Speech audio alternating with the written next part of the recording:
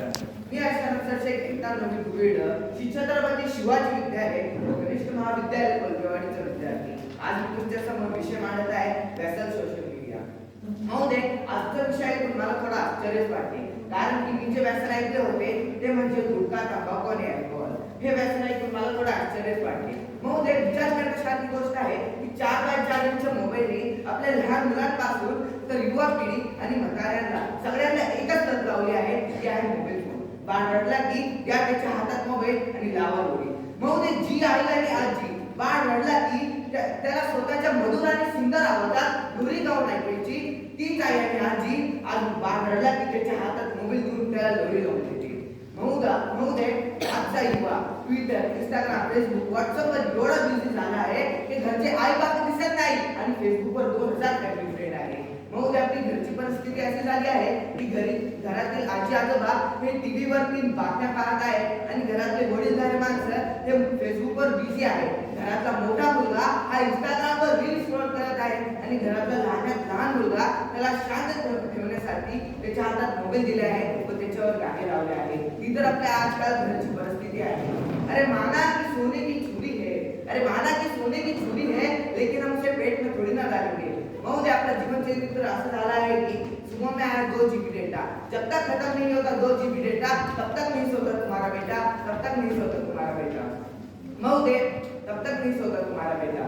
महोदय, मला असं वाटते की पहिले ब्रिटिश लोक हे भारतात फिजिकली आले होते व आपल्याला गुलाम बनवलं होता व आता ब्रिटिश लोक हे भारतात मेंटली आले आहे व आपल्या युवा पिढीचे मेंदूला हॅक करून त्यांच्यावर राज करत आहे. महोदय, आजचा युवा ज्याच्या हातात जिम्मेदारी आहे आपल्या समाजाची, आपल्या देशाची, आपल्या राष्ट्राची, तर तो युवा काय करत आहे? तो युवा हे करत आहे, 4 बॉटल वोडका, काम मेरा रोज का, ना मुझको कोई रोके ना किसी ने रोका. महोदय, आपली विचारधारा अशी झाली आहे की कोणी आपल्याला कठीण परिस्थितीत संकटात दिसलं तर त्याची मदत करण्यापेक्षा आपण फोटो आणि व्हिडिओ काढून आपले लाईक्स आणि व्ह्यूज वाढवण्यावर जास्त लक्ष असते. असे फोटो आणि व्हिडिओ काढणे माणसांना मी फक्त एकच सांगू इच्छितो की इंसान कभी चित्र से नहीं चरित्र से महान होता है. आणि हे आपल्या पिढीच्या कसं काय समजून येणार, कारण की या जमान्यामध्ये युट्यूब आणि मोबाईल आले आहे आणि हे सगळं आपण विसरून गेलो आहोत. मला असे वाटते की आजकालचे युवा हे माणुसकी सुद्धा विसरले आहे.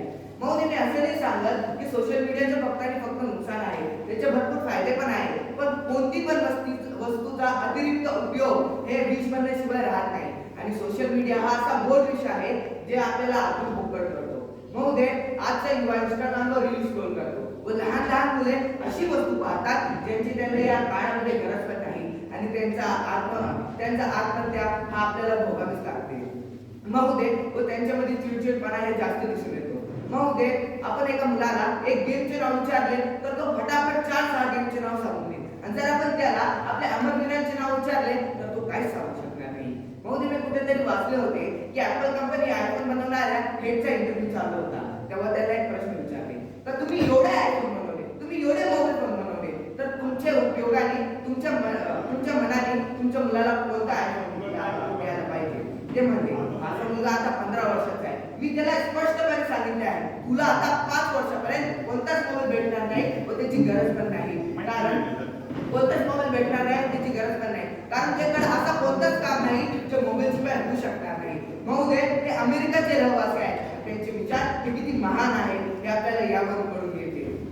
महोदय, मी तुम्हाला एक सांगू इच्छितो कि सोशल मीडिया दोस्त है लेकिन दुश्मन बना देगा.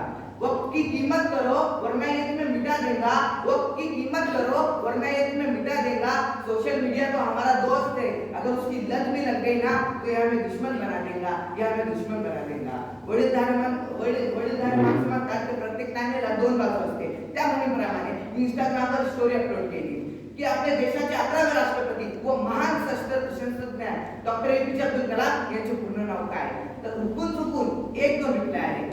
त्यानंतर मी सांगितले 13 मे 2021 रोजी रिलीज झालेल्या राधे मूवीचे ऍक्टर कोण हा स्टोरी टाकल्यानंतरच डोळ्याची पापणी झपकण्यापूर्वी त्यानंतर रिप्लाय येऊ लागले. महोदय, याच्यावरून मला सांगायची गरज नाही की आपण मोबाईलचा उपयोग किती आणि कशा प्रमाणात करत आहोत. महोदय, आपण मोबाईल मध्ये किती गुंतलेलो आहोत व त्याचा उपयोग कसा करत आहोत मी यामध्ये सांगतो.